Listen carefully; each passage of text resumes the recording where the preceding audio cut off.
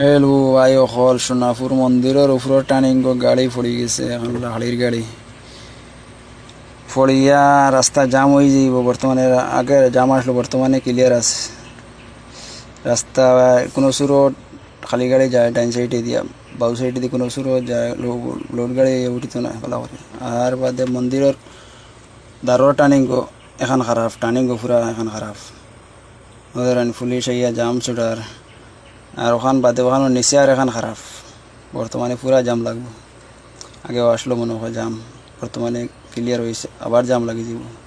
ও নিচে আর এখন দেখানি জাম, এখানেও খারাপ, সব ব্রেকডাউন। বর্তমানে জাম লাগের আর ছুটের, লাগের ছুটের।